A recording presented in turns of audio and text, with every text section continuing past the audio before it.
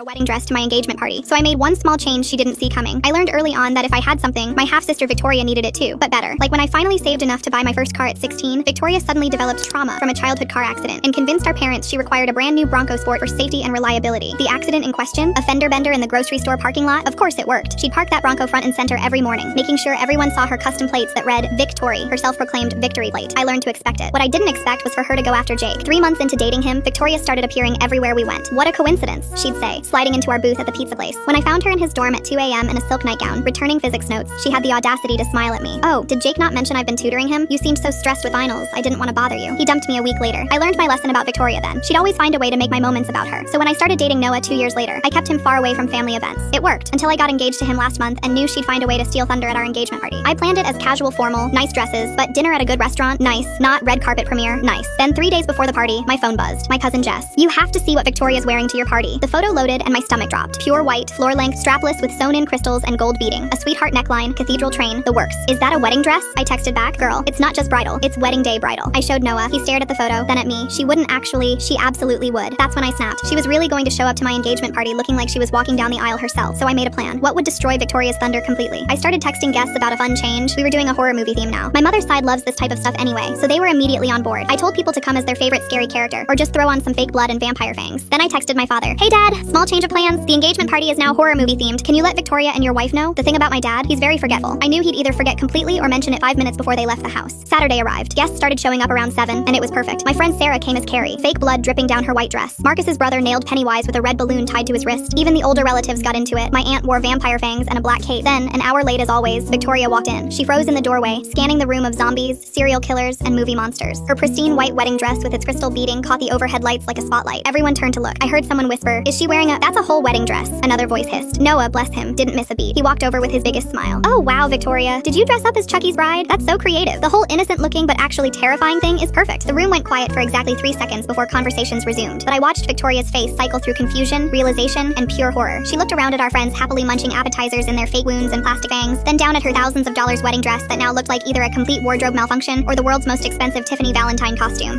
"This isn't," she stammered, but Noah was already guiding her toward the drinks table, still complimenting her costume. She lasted another 10 minutes, making small talk with my grandmother while a guy dressed as Michael Myers photobombed their conversation. Then she grabbed her mother and bolted. As the door closed behind them, Sarah appeared at my elbow with a grin. "Did your sister just show up to your engagement party in a wedding dress?" "She did." "And you changed it to a costume party?" "I did." Her jaw literally dropped. "Can I be you when I grow up?" Dad called me later that night. "That was childish. You should have told Victoria directly about the theme change." Her mother left a voicemail about how cruel I was to humiliate Victoria like that. But I didn't humiliate her. She humiliated herself by trying to wear a wedding dress to someone else's engagement party. I just made sure it backfired spectacularly. She's never tried to copy me since